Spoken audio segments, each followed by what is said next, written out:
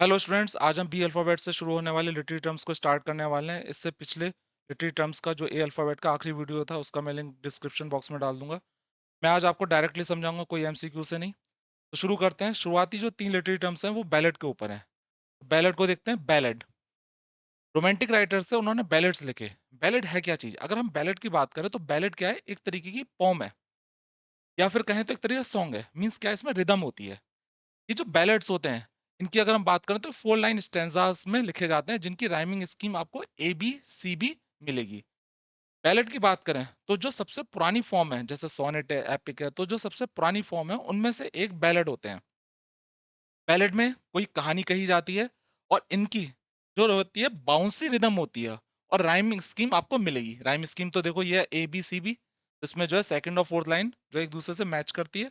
और bouncy rhythm होती है। बाउंसी रिदम से मतलब है कि कभी रिदम हल्की मिलेगी, कभी तेज मिलेगी।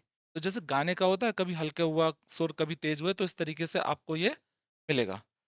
बैलेट को हम एक डेफिनेशन से डिफाइन नहीं कर सकते, कई तरीके के होते हैं और इनका पैटर्न भी टाइम टू टाइम चेंज होता रहता है। लेकिन जो ट्रेडिशनल डेफिनेशन है, हम उसकी बात कर रहे हैं। अगर हम बैलेट की बात करें तो इसमें रिफ्रेन होता है। रिफ्रेन एक लाइन होती है जो बार बार आती है। भाई, आप कोई सॉन्ग सुनो, ऐसा कोई सॉन्ग नहीं होगा जिसमें कोई लाइन बार बार ना आए। हर सॉन्ग में एक दो या चार लाइनें आती जरूर है। खासकर पुराने जो सॉन्ग होते थे उनमें तो जरूर होता था। तो इसमें आपको रिफ्रेन जरूर मिलेगा। ये रिफ्रेन एक लाइन भी हो सकती है जो बार बार रिपीट हो, या फिर पूरा का पूरा स्टैंजा आपको मिलेगा। अगर हम बात करें बैलेट की, तो इसमें आपको म्यूजिक मिलेगा। और ये यूरोप में लगभग 14 सेंचुरी में ओरिजिनेट हुए थे, जब घूमने वाले जो लोग थे, जो संगीतकार होते थे, वो घूमते थे और वो जो था लोगों को एंटरटेनमेंट करने के लिए जो था ये गाते थे। तो बैलेट जो थे एक तरीके से उन्होंने इंटरटेनमेंट के तौर पे लोगों के सामने गाए थे। तो वो पूरे गाकर उनके सामने सुनाते थे।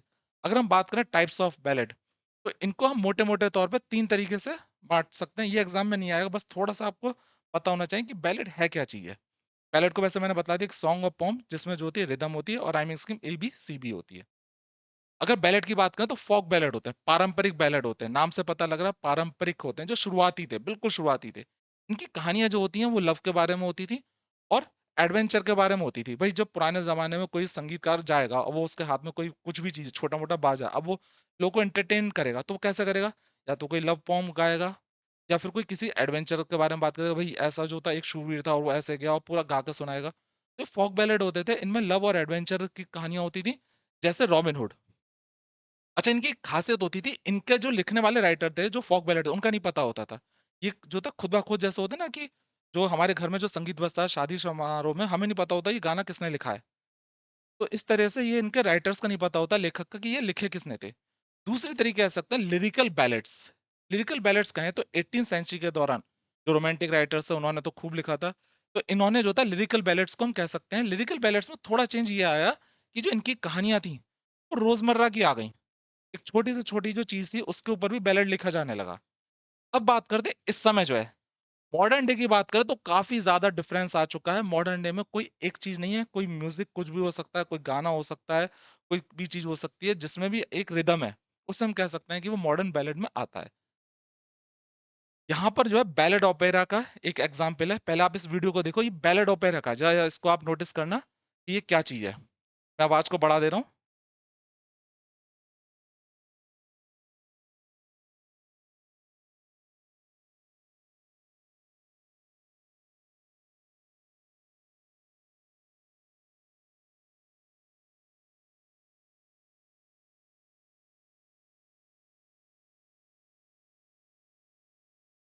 ये जो था, जो मैंने आपको बताया अभी, कि बैलेड ओपेरा का एग्जाम्पल था। ओपेरा क्या होता है? जो स्टेज होता है, स्टेज पे जब किसी चीज को गाया जाता है, बैलेड को, इसके अलावा कोई भी चीज हो जिसको गाया जाए, कई लोग बैठे हों उनके सामने गाया जाए, म्यूजिक के साथ में सब लोग स्टेज पे गा रहे हैं, एक जना, तो उसे हम बैलेड ओपेरा कहते हैं। म्यूजिकल थिएटर, बैलेड ओपेरा बतलाता है कि ओपेरा की आप म्यूजिकल थिएटर, थिएटर में कोई म्यूजिक समारोह चल रहा हो, एक जना गा रहा हो। तो इसमें क्या होता है, ये 18th सेंचुरी में ओरिजिनेट हुआ था, इससे पहले ये नहीं था। एक तरीके ये इंटरटेनमेंट के तौर पे स्टार्ट हुआ था। अब ये जो बैलेड ओपेरा होते हैं ना, क्या क्या चीजें गाई जाती हैं इसमें, देखो नाम से पता लग रहा है भी बैलेड तो गाया ही जाएगा। जो बैलेड होता है वो तो गाया ही जाएगा, क्योंकि नाम ही बैलेड ओपेरा है। इसके अलावा कोई सॉन्ग भी गाया जा सकता है, उसे भी हम बैलेड ओपेरा का पार्ट कह सकते हैं। कोई डायलॉग हो सकता है, उसे भी इस तरह से गाया जाए, गाने को सेंस में। कि वो भी बैलेड ओपेरा होता है। अच्छा, इसमें जो गाने वाला होता है वो किन-किन चीज़ पे बात करता है? वो मज़ाक उड़ा सकता है, कमेंट्री कर सकता है, सोशल, सामाजिक और पॉलिटिकल इश्यूज़ हैं, उस पे वो कमेंट्री कर सकता है, वो मज़ाक उड़ा सकता है किसी का या फिर कोई कमेंट्री कर सकता है। अगर हम बात करें जो पॉपुलर बैलेड ओपेरा था, उसमें जॉन गेज ने एक लिखा था, द बेगर्स ओपेरा 1728 में पब्लिश हुआ था। ये जो बैलेड ओपेरा था, ये क्रिमिनल अंडरवर्ल्ड जो चोर उचक्के होते हैं, उनके ऊपर था और कटाक्ष करा था सोसाइटी का जो पाखंड है, उसके ऊपर कटाक्ष करा था। बैलेड ओपेरा क्या होता है? एक तरीके का लोगों के सामने जब कोई सॉन्ग, बैलेड या किसी डायलॉग को गाया जाए और एक जो है पॉलिटिकल या कोई जो है टिप्पणी करी जाए, तो उसे हम बैलेड ओपेरा कहेंगे। थर्ड, बैलेड स्टैंजा, ये मैं बता चुका हूँ लेकिन फिर भी मैं एक बार आपको रिपीट करूंगा। बैलेड स्टैंजा जो होते हैं, बैलेड होते हैं जनरली इंग्लिश में 4 लाइन की जो होता है वो बैलेड स्टैंजा होता है, ए बी सी बी। ये डेफिनेट नहीं है कि यही हो, लेकिन हम ये मान रहे हैं कि पारंपरिक ट्रेडिशनल तौर पे ये चलता है। इसमें A B C B, B और ये जो सेकंड और थर्ड फोर्थ लाइन है, ये एक दूसरे से राइम करती है, जैसे नाइट लाइट, सेकंड और फोर्थ लाइन जो है वो राइम करती है, तो ये बैलेड स्टैंजा है, 4 लाइन का होता है। नेक्स्ट, इसको अब आप देखिए, which of the following best defines the term baroque. Baroque को क्या डिफाइन करता है? अगर मैं कहूँ तो सी और डी में से एक है। अब आप लगाइए कि क्या हो सकता है बैरोक। सी और डी में से एक है। इसका सही आंसर है, ये आर्किटेक्चर स्टाइल को शुरुआत में बतलाता था लेकिन बाद में थोड़ा मतलब चेंज हो गया। पहले बात करें बैरोक की, ये आखिर है क्या? ऐसा था रेनेसां के दौरान, मींस 14 सेंचुरी के दौरान क्या था कि जो बिल्डिंगें बनाई जा रही थी उसमें पुराने स्टाइल को अपनाया गया था। रेनेसां के दौरान जो पुराने तरीके से जब बिल्डिंगें बनाई गई थी, तो जो पुराना स्टाइल था, आर्किटेक्चरल स्टाइल बिल्डिंग बनाने का, उसके लिए बैरोक वर्ड का यूज हुआ, जिसका ये बाद में जो बैरोक वर्ड था, ये बाद में आर्ट, लिटरेचर, पेंटिंग और म्यूजिक में भी यूज करा जाने लगा। अच्छा, जब म्यूजिक वगैरह एक अलग तौर पे यूज करा जाने लगा, तो इसका मतलब क्या हो सकता है? बिल्डिंग जब आप बना रहे हो पुराने स्टाइल से, तो इसका मतलब क्या हो सकता है कि उसमें बारीक नक्काशियां हो सकती हैं, खास पैटर्न हो सकता है जो लोगों को जो है मंत्रमुग्ध करे। तो इसमें भी क्या हुआ, लिखने में जो स्टाइल अपनाया वो ऐसा था कि जो लोग देखें तो उनका जो है दिल जो है ऐसा लगे कि वाकई में ये बहुत बढ़िया लिखा, बहुत बारीक नक्काशी, मीन्स जो शब्द हों वो बड़े अच्छे तरीके से यूज करो, वो डिफिकल्ट भी हो लेकिन वो ऐसे हो कि मंत्र जो हमारा एक तरीका अट्रैक्शन है वो बढ़ा दें। तो एक तरीके का जो है हम कहेंगे एग्जेगरेटेड लैंग्वेज थी, बड़ा चढ़ा के लैंग्वेज को लिखा गया, इमेजरी बहुत ज्यादा थी, कल्पना शक्ति का बहुत ज्यादा यूज करा गया। बैरोक लिटरेचर की बात करें, जो वर्क्स थे उनका आपको ऑर्नेट राइटिंग मिलेगी, मीन्स जो लिखने वाला है ना वो ऐसे वर्ड यूज करेगा सजावट वाले, कि आपको लगे कि अरे ये तो बड़ी मैचिंग वाली चीज, सजावट वाले वर्ड यूज करो। सजावट वाले वर्ड कैसे हो सकते हैं? सिमिली हो सकती है, मेटाफर हो सकता है, इन वर्ड को यूज करेगा। इसके अलावा एक्सटेंसिव मेटाफर को बहुत ज्यादा यूज करा जाता है, फिगर ऑफ स्पीच को बहुत ज्यादा यूज करेंगे, क्योंकि जब आप फिगर ऑफ स्पीच यूज करते हो ना तो एक खूबसूरती बढ़ जाती है लिखने की। स्टाइलिश लैंग्वेज होती है, स्टाइलिश लैंग्वेज मिलेगी आपको, और एलिगरीज आपको मिलेंगी। अगर हम बात करें बैरोक स्टाइल आपको किन राइटर में मिलेगा, अगर आप जॉन मिल्टन को पढ़ो तो जॉन मिल्टन का जो लिखने का तरीका था वो कैसा था? बड़ा सजावट भरा था, उसमें जो वर्ड्स उन्होंने यूज करे थे बहुत डिफिकल्ट थे, लैटिन वर्ड थे, दूसरी लैंग्वेज का वर्ड यूज करे थे उन्होंने, लेकिन एक तरीके की खूबसूरती थी वर्ड्स के ऊपर, तो हम उसे स्टाइल को बैरोक स्टाइल कह सकते हैं। जो बाकी के जो राइटर्स थे, मेटाफिजिकल पोएट्स, जैसे जॉन डन और दूसरे, उनका भी जो स्टाइल था उसे भी हम बैरोक स्टाइल कह सकते हैं। तो बैरोक जो है वो एक पुरानी आर्किटेक्चरल बिल्डिंग का वर्ड था जो बाद में लिटरेचर में यूज करा जाने लगा। लिटरेचर में जब वर्ड यूज करा गया तो इसका मतलब था ऐसा लिखने का स्टाइल जो खूबसूरत हो, वर्ड्स डिफिकल्ट हैं लेकिन खूबसूरत हो, जो पढ़ने वाले का जो है एक तरह से अपनी ओर अट्रैक्ट करें। इन जो स्टाइल था, जो बैरोक स्टाइल था, इसमें फिगर ऑफ स्पीच का बहुत ज्यादा यूज कराया जाता है, क्योंकि फिगर ऑफ स्पीच होती है एक तरीके का हमारे जो एक हमें अपील करती है अपनी तरफ, तो फिगर ऑफ स्पीच का बहुत ज्यादा यूज करा गया, स्टाइलिश लैंग्वेज का, एलिगरीज का यूज करा गया।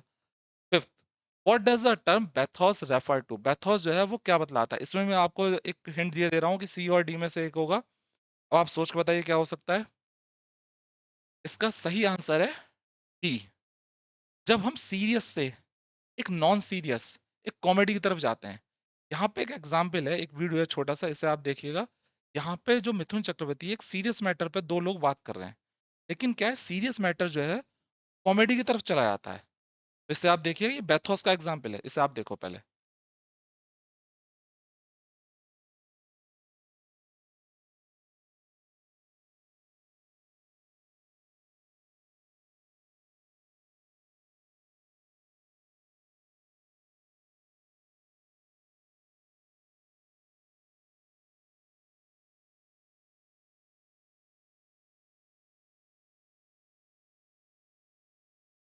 अब आपने इसमें क्या देखा?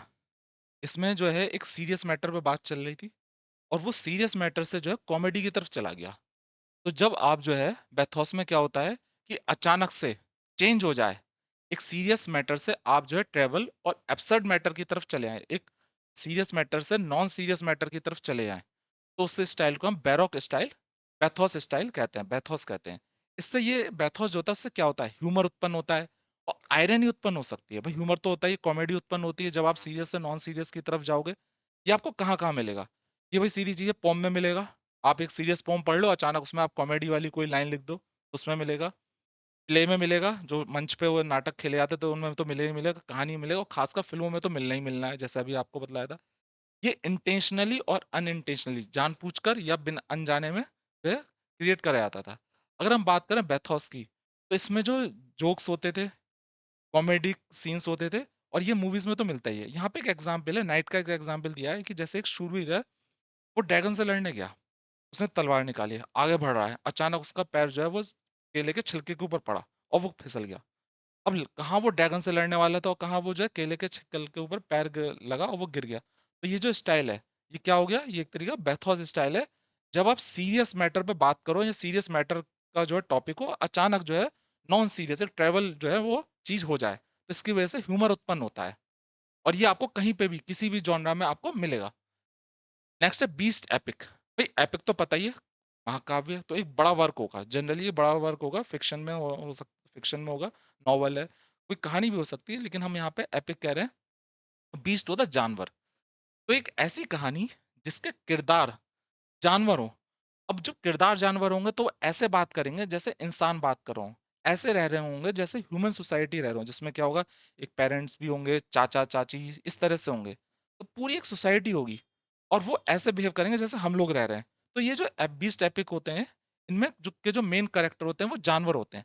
अच्छा, इनके द्वारा क्या बात करी जाती, क्या मैसेज लिया जाता है, मोरल नैतिकता की कई बार बात करी जाती है। जरूरी नहीं है ये हो, सोशल और पॉलिटिकल कमेंट्री करी आती है। आप डायरेक्टली किसी को क्रिटिसाइज नहीं कर सकते, लेकिन क्या है, जानवरों के द्वारा आपने किसी को क्रिटिसाइज कर दिया। इसका सबसे बड़ा एग्जाम्पल जो था, जॉर्ज ऑरवेल ने लिखा था एनिमल फॉर्म। एनिमल फार्म लिखा था। ये जो एनिमल फार्म था, अगर आप इसे पढ़ो, बहुत ही एक तरीके से कह सकते हैं क्लासिकल नॉवल है। अगर आप इसे पढ़ोगे तो क्या है, इसमें जो जानवर हैं वो एक दूसरे से जो है उनके बीच में एक राइवलरी शुरू हो जाती है, एक झगड़ा शुरू हो जाता है। और ये कटाक्ष था जो रशिया में उस समय जो गवर्नमेंट थी, स्टालिन की गवर्नमेंट थी, उसके ऊपर था। अब डायरेक्ट स्टालिन को तो क्रिटिसाइज नहीं कर सकते थे जॉर्ज ऑरवेल, तो उन्होंने जानवरों के द्वारा एक पॉलिटिकल सिस्टम था उस पर कटाक्ष करा था। अगर हम बात करें इसका एग्जाम्पल की, तो जो कीपलिंग थे, रुडयार्ड कीपलिंग का, उसका सबसे फेमस एग्जाम्पल कह सकते हैं जंगल बुक। जंगल बुक में जितने भी किरदार थे, जानवर थे, एक तो इंसान था, बाकी तो जानवर करेक्टर थे, वो ऐसे बिहेव करते हैं जैसे ह्यूमन सोसाइटी हो। तो ये जो है बीस्ट एपिक, इसमें जो है जानवर जो थे वो किरदार इंपॉर्टेंट रोल प्ले करते हैं। अगर हम शुरुआती वर्क की बात करें तो फ्रांस में जो था एक वर्क लिखा गया था, रोमन डे रेनार्ड। ये शुरुआती एग्जाम्पल है जो मैं आपको बतला रहा हूँ, रोमन डे रेनार्ड। ये जो रेनाल्ट है, ये एक क्लेवर फॉक्स थी जो दूसरे जानवरों को धोखा देकर जो है अपने आप को प्रूव कर देती है। तो ये एक शुरुआती वर्क कह सकते हैं बीस्ट एपिक का। पंचतंत्र की कहानियां जो है वो भी, उसमें भी हमें काफी सारी बीस्ट टेल्स मिलेंगी। सेवेंथ है बीट। आसान है बीट, अगर आप, मैं कहूँ तो समझ भी गए होगे। एक रिदम होती है और इसमें क्या होता है, स्ट्रेस और अनस्ट्रेस लेवल होते हैं। मीन्स हम कहते हैं भाई इस गाने में बीट बहुत है, बीट बहुत है। तो क्या है, गाना जो है कोई गा रहा है, कोई गा रहा है सिंगर, लेकिन जो गाने का जो म्यूजिक है उसमें जो बज रहा है, बैकग्राउंड म्यूजिक जो भी बज रहा है वो बहुत ज्यादा आवाज में बज रहा है या कम आवाज में बज रहा है। तो ये जो होती है बीट कहलाती है। तो बीट एक तरीके कह सकते हैं कि एक तो स्ट्रेस्ड अनस्ट्रेस्ड जो होता है वो सिलेबस, या फिर जो होता है गाने के जो आवाज है, जो बैकग्राउंड आवाज है, उसको हम बीट कह सकते हैं, रिदम को। एर्थ, पेल्स, इसको मतलब को समझ लो, देखो बहुत लिटरेचर्स बहुत सारे हैं। अब छोटे से वर्ड को ध्यान रखो, पेल्स, ब्यूटीफुल। ये हो गया ब्यूटीफुल, नोट कर लो आप चाहे से। लेटर्स पता है, ब्यूटीफुल लेटर्स। अब ये क्या है, ये एक तरीके जॉनरा है। ये ऐसे है जैसे आप लेटर लिखो। अब तो लेटर कोई नहीं लिखता, पहले से लेटर लिखे जाते थे, रिसेरो भेजे जाते, तो लेटर लिखने में बड़ा टाइम लगाते थे लोग, क्योंकि वो जब पढ़ेगा उसे आप काफी दिनों बाद लिख रहे हो। एक एक वर्ड बड़ा अच्छा होता था कि उसे समझने में दिक्कत ना हो, बड़ा आराम से लिखा जाता था, कुछ शेर भी लिख देते थे। और बड़े ऐसे लिखा जाता था कि पढ़ने वाले को जो है मन खुश हो जाए। तो ऐसा राइटिंग, ऐसा वर्क जिसमें आप बड़े प्यारे शब्द इस्तेमाल करो, डिफिकल्ट नहीं। डिफिकल्ट है बैरोक वाले जो आर्किटेक्चरल स्टाइल था जो मिल्टन ने यूज करा, बड़े अच्छे साफ एलिगेंट वर्ड का यूज करो जो पढ़ने वाले का दिल खुश कर दें। तो ये किसी भी जॉनरा में आपको मिल सकता है। जो बेल्स लेटर होते हैं उसमें किस चीज पे फोकस करा जाता है, एम्फोसाइज करा जाता है इस्थेटिक क्वालिटीज पे, जो खूबसूरती की क्वालिटीज होगी खूबसूरती पे ध्यान दिया जाएगा। ऐसे वर्ड होंगे जो लेटर को खूबसूरत बना दें, लिखने का जो स्टाइल है वो उसको खूबसूरत बना दें। तो उसमें एस्थेटिक क्वालिटीज पे ध्यान दिया जाता है, स्टाइल पे ध्यान दिया जाता है, एलिगेंस पे और आर्टिस्टिक एक्सप्रेशन। क्या आप एक्सप्रेशन व्यक्त करो, शब्द तो हैं, आप एक्सप्रेशन क्या कर रहे हो। कल मैं वहां गया, लेकिन आप जो घुमाकर कहोगे कि कल मैंने वहां पे प्रस्थान करा, प्रस्थान थोड़ा डिफिकल्ट होगा लेकिन अलग तरीके से बड़े आराम से आप स्टाइलिश तरीके से बात करोगे। जो बेल्स लेटर हैं ये हमें जो है एक तरीके से पोएट्री, फिक्शन और ऐसे कहीं पे भी किसी भी जॉनरा में हमें मिल सकते हैं। ये लिखने का पैटर्न है। आपने कोई जो है पोएट्री लिखी या आपने कोई ऐसे लिखा, ऐसे में बड़े अच्छे शब्द का इस्तेमाल करा, पढ़ने वाला जो बच्चा भी समझ जाए, तो वो क्या कहलाएगा, बेल्स लेटर आपका स्टाइल कहलाया जाएगा। अगर इसके हम पुराने एक एग्जाम्पल की बात करें, क्लासिकल एग्जाम्पल की, तो जैन ऑस्टन ने जो है प्राइड एंड प्रेजुडिस लिखी है। प्राइड एंड प्रेजुडिस में जो वर्ड यूज करें, जो लिखने का स्टाइल है, बड़ा प्यारा है। डिफिकल्ट वर्ड आपको नहीं मिलेंगे। आपको ऐसा लगेगा जैसे कि किसी व्यक्ति ने बड़े आराम से सोच समझ के जो है लिखा है। आपको डिक्शनरी देखने की जरूरत नहीं पड़ेगी। तो ऐसा स्टाइल जो बड़ा सिंपल हो, साफ हो, पढ़ने वाले का मन खुश कर दे, खूबसूरत स्टाइल हो लिखने का, तो उसे हम जो है बेल्स लेटर कहते हैं। लेटर से मतलब ये नहीं कि यहाँ पे लेटर की बात हो रही है। तो ये जो है आप केवल वर्ड से ध्यान रखिए। बिब्लियोग्राफी, बायोग्राफी ऐसी है, बिब्लियोग्राफी थोड़ा सा अलग है। मान लिया मैं कोई रिसर्च पेपर को, ये जो है पीएचडी की थीसिस जो है वो मुझे लिखनी है। अब मैंने हेल्प ली कई सारी बुक्स की, या मैंने नॉवल लिखा। नॉवल लिखने को मेरी अपनी इमेजिनेशन से लिखा, लेकिन क्या है कि मैं हेल्प, मैंने कुछ डाटा या कुछ भी मैंने यूज करे, तो अब मैंने उनका कुछ कोटेशन यूज करे, मैंने कुछ कोटेशन यूज करे। अब मैं अपना नॉवल ऐसे ही पब्लिश कर दूं, तो क्या होगा, कल कोई क्लेम कर देगा कि भाई मेरी चीज वर्ड्स को, मेरे सेंटेंस को इन्होंने यूज करा है। कल मुझ पे जो है प्लेजरिज्म का आरोप लगा दिया जाएगा। तो क्या होगा कि मैंने अपना वर्क लिखा और आखिर में जब वर्क खत्म हो जाएगा तो मैं एक जो लिस्ट निकालूंगा, उसमें उन उन राइटर्स के नाम होंगे जिनकी मैंने वर्क्स की हेल्प ली है। तो लास्ट में होगा तो मैं लिखूंगा ऊपर बिब्लियोग्राफी, ये लिखूंगा बिब्लियोग्राफी, और उसमें मैं लिख दूंगा यहाँ पे इस राइटर की हेल्प ली है, सेकंड इस राइटर की हेल्प ली है। तो उनको मैं क्रेडिट दे रहा हूँ कि मैंने इन इन राइटर के वर्क्स को पढ़ा और अपनी रिसर्च में या अपने वर्क में जो मेरा नॉवल है उसमें मैंने इनके कोटेशन को यूज करा है। मैं पूरी एक लिस्ट निकालूं, ऊपर लिखूंगा बिब्लियोग्राफी। इसके जो दूसरे सिनोनिम है बिब्लियोग्राफी के, ये आपको मिलेंगे वर्क्स साइटेड, ये भी यूज करा जाता है, थोड़ा सा डिफरेंस होता है, या फिर रेफरेंसेस। रेफरेंसेस आपने बहुत ज्यादा जो है देखा होगा। तो बिब्लियोग्राफी आपको जो है लास्ट में मिलेगी, जब वर्क खत्म हो जाएगा उसके बाद में आखिरी पन्ने पे जो है आपको बिब्लियोग्राफी मिलेगी। लास्ट है 10th, लिंक्स गेट, टपोरी भाषा। पूरा समझाऊं तो बहुत ज्यादा डिफिकल्ट हो है, बस ये समझ लो टपोरी भाषा है। जो आप वर्क लिख रहे हो, तो जैसे आपने पहला था जो बहुत ही स्टाइलिश थी, वो बैथोस थी, जब आप बहुत ही डिफिकल्ट वर्ड यूज करो और उसमें जो है एक स्टाइल हो खास तरीके का, जैसे बारीक नक्काशी वाला हो, बिल्डिंग होता है, तो बैथोस था। इससे पहले जो था वो कौन सा था, जिसमें आपके कुछ होता पढ़ने वाला जो था, हाँ गलत बोल दिया मैंने, जल्दी में गलत बोल दिया, पहला था बैरोक स्टाइल। बैरोक कौन सा था, जब आप बिल्डिंग वाला इस्तेमाल करते हो, जब बहुत ही स्टाइल बहुत डिफिकल्ट होता है और पढ़ने वाले को जो है ऐसा लगे कि ये वर्ड जो है तो डिफिकल्ट है, आपको डिक्शनरी यूज करने पड़े हैं बारीक वर्क को, तो उसे बैरोक स्टाइल कहते हैं, बिल्डिंग वाला। पैथोस क्या था, पैथोस में जब आप कॉमेडिक इफेक्ट उत्पन्न करते हो तो वो पैथोस होता है। यहाँ पे हम बात कर रहे हैं बिलिंग्स गेट, टपोरी भाषा। जाओ टपोरी भाषा का यूज करो अपने वर्क में, ठीक है, तो उसको हम बिलिंग्स गेट कहते हैं। ये जो वर्ड लिया गया है, ये लंदन में एक मार्केट है, बिलिंग्स गेट फिश मार्केट, तो वहां पर जो भाषा बोली जाती है वो टपोरी किस्म की बोली जाती है। तो वहां से ये वर्ड जो है लिया गया है, कोर्स, वायलेंट, एब्यूजिव और वल्गर लैंग्वेज। तो कोई भी ऐसा वर्क जिसमें आप टपोरी किस्म की भाषा यूज करो तो आपका बिलिंग्स गेट कहलाता है। तो स्टूडेंट्स, लाइट भी चली गई, ऑफ हो गया, और हमारा टॉपिक यहाँ पे खत्म होता है। तो मिलते हैं अगले वीडियो में स्टूडेंट्स, गुड बाय।